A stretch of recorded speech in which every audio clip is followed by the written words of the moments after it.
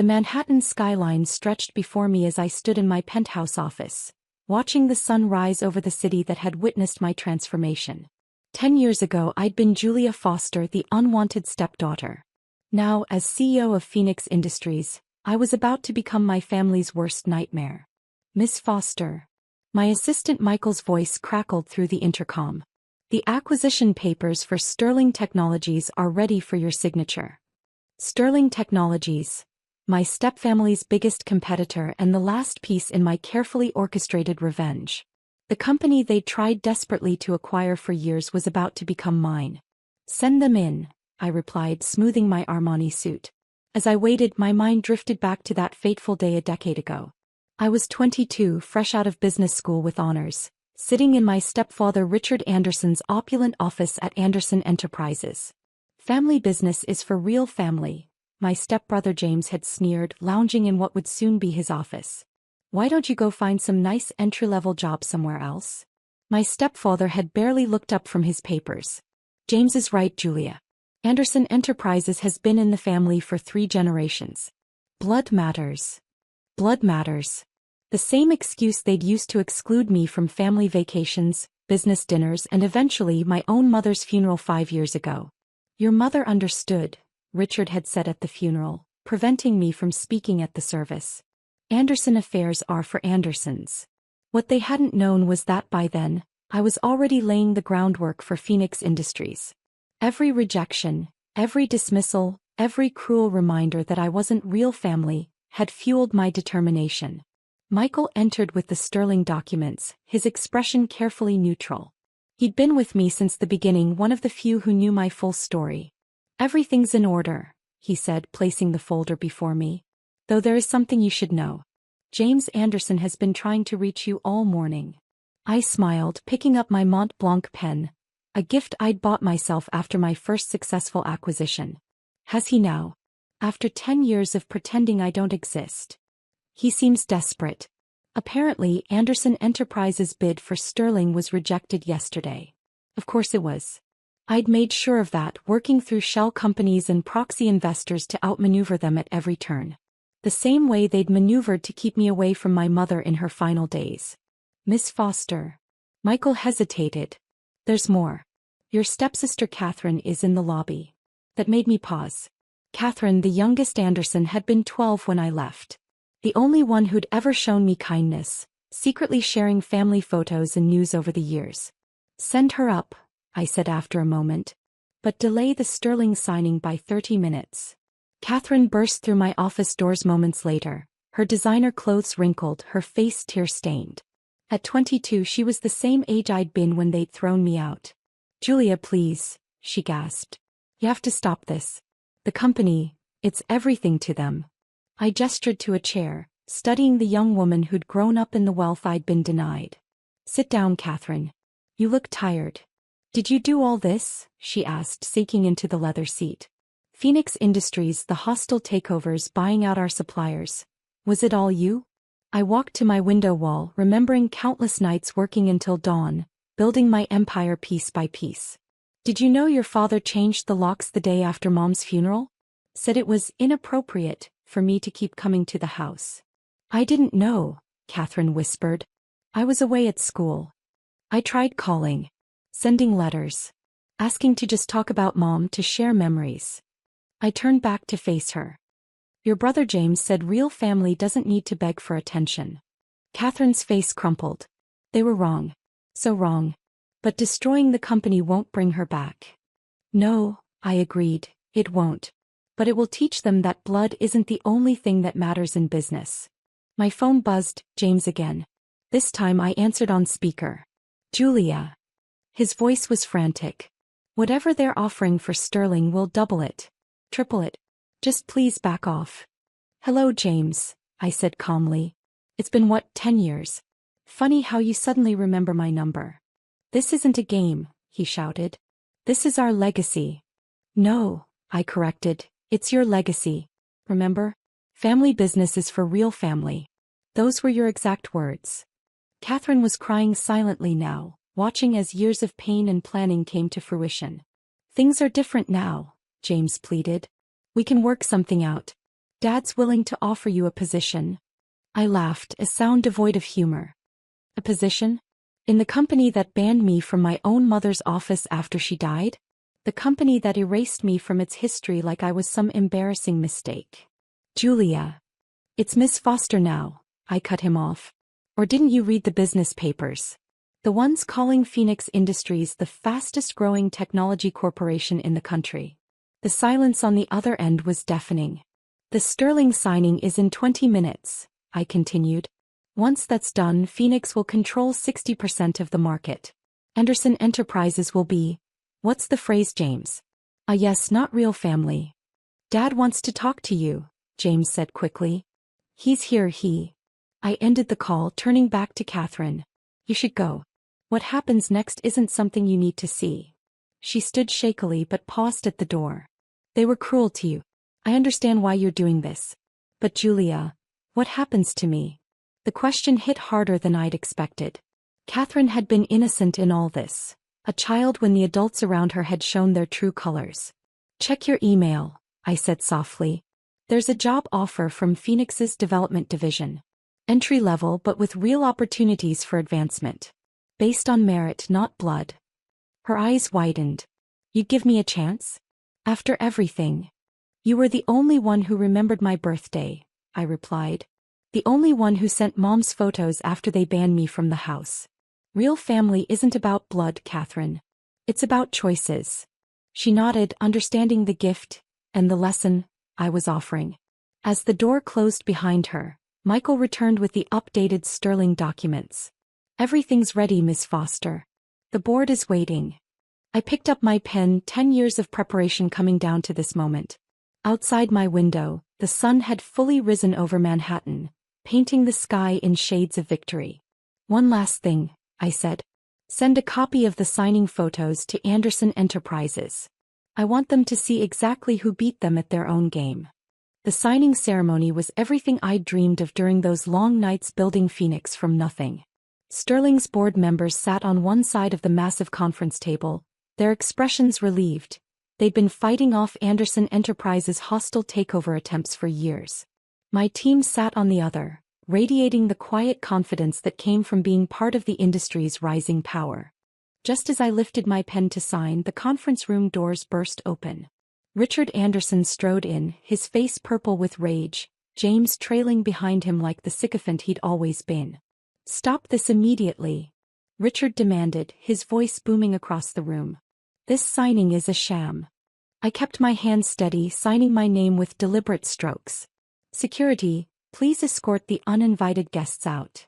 You ungrateful little, Richard started, but froze as he really looked at me for the first time in a decade. Gone was the uncertain stepdaughter in discount clothes. In her place sat a CEO whose net worth exceeded his by billions. Interesting choice of words, I said coldly, passing the contract to Sterling's CEO for his signature. Tell me, Richard, what exactly should I be grateful for? Excluding me from my mother's deathbed? Changing the locks to her house before her body was cold. That was business, he sputtered. Family business. Exactly. I smiled as the Sterling CEO signed with a flourish. And this is business too. Phoenix Industries now owns Sterling Technologies, their patents and their market share. Effective immediately. James stepped forward, his designer suit wrinkled from rushing over. You can't do this. The Anderson family. I'm not an Anderson, I cut him off. You made that very clear. Remember the Christmas party when I was 20? When you announced to everyone that Dad's new merger was more important than some stepdaughter's graduation? The Sterling board members shifted uncomfortably, watching the family drama unfold. My team remained professionally impassive. They'd all been chosen partly because they too knew what it meant to be underestimated, dismissed, excluded. The contracts are signed, my legal director announced. The transfer is complete. Richard slumped against the wall, his face ashen. You've destroyed us. Without the Sterling merger, our shareholders will panic. The stock will crash. Yes, I agreed, standing to face him. Just like you destroyed me when Mom died. When you denied me access to her personal belongings. When you erased every trace of my existence from the family photos in her office. That was James's idea, Richard said quickly, showing his true colors. He said it would confuse clients having a stepdaughter around. James's head snapped up. Dad, you told me you made that decision. I laughed softly. Amazing how quickly real family turns on each other, isn't it? Michael appeared at my elbow with a tablet. Ms. Foster, Anderson Enterprises stock has dropped 60% since the signing was announced. Their major investors are calling an emergency board meeting. Richard lunged forward, grabbing my arm. You have to help us. For your mother's sake. Security moved instantly, but I waved them back. Carefully, I peeled his fingers from my sleeve. "My mother," I said quietly, deadly. "The woman you prevented me from saying goodbye to? The one whose last words I never heard because you posted guards outside her hospital room. She asked for you." Catherine's voice came from the doorway. She stood there holding a small box, her eyes red. "I found her diary in the attic last night. She asked for Julia every day in the hospital, but Dad said she was too busy, didn't care enough to come." The room fell silent. Even James looked shocked. "Give me the diary," Richard demanded. Catherine walked past him, placing the box on the conference table in front of me. "Mom wrote you letters too every week after you left." Dad intercepted them. "They're all here." My hands trembled slightly as I opened the box. Dozens of envelopes, all addressed to me in my mother's elegant handwriting. All unopened.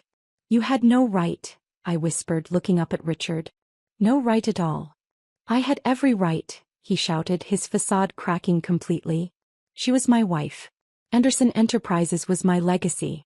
You were nothing, just some reminder of her first marriage, a mistake I had to tolerate." James stepped away from his father, finally seeing him clearly.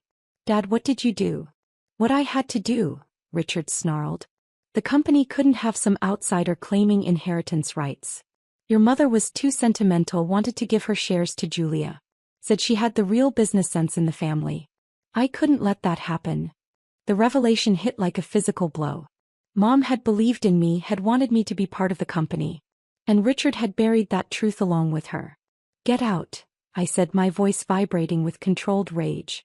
"Get out before I have you arrested for mail fraud, among other things." "You can't. I own your biggest competitor," I reminded him. "I control your supply chain through shell companies you never even investigated. And now, I have written proof of your criminal interference with private correspondence. Would you like to see how much lower Anderson Enterprises stock can go?" Security finally moved in, escorting Richard and James out. James looked back once, his face a mixture of shock and dawning horror as he realized how completely his perfect world had crumbled. Catherine remained, watching me as I traced my fingers over my mother's handwriting. "There's more," she said softly. "Mom left you controlling interest in her personal holdings, art, properties, investments. Dad hid the will, but I found it with the letters. She never gave up on you, Julia. Never." I closed my eyes, feeling tears threaten for the first time in years. "Thank you, Catherine." "What happens now?" she asked. Opening my eyes, I pressed the intercom. "Michael, implement Phase 2. "Phase 2.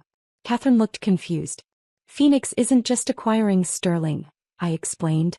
"We're also buying up Anderson Enterprises' devalued stock through proxy companies. By morning we'll have controlling interest. By next week the Anderson name will be gone from the industry entirely. And Dad? James? They'll keep their personal assets," I said, thinking of my mother's hidden will. "But the company, their legacy, their pride, that belongs to me now. Poetic justice, wouldn't you say?" Catherine nodded slowly. "And my job offer? Still stands. Unlike some people, I understand that real family is about more than blood."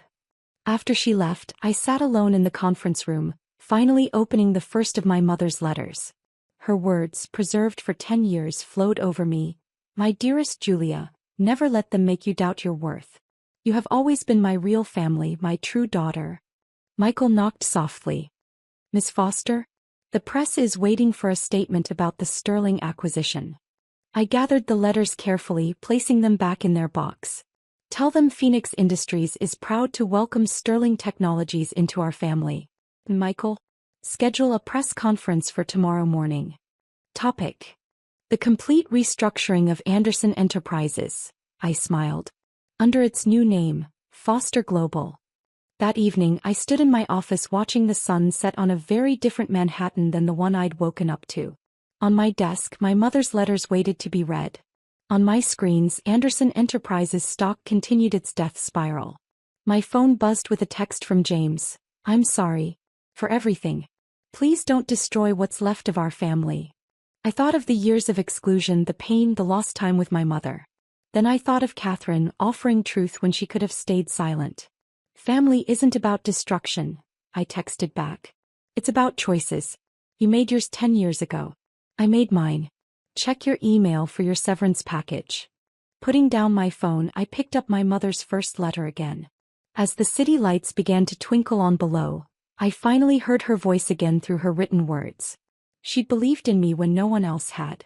Now I owned the empire that had torn us apart. Sometimes revenge isn't about destroying your enemies. Sometimes it's about building something so magnificent that they're forced to watch from the outside, exactly where they once placed you. I opened my laptop to begin drafting Foster Global's new mission statement. After all, I had a legacy to build, one that would make my mother proud.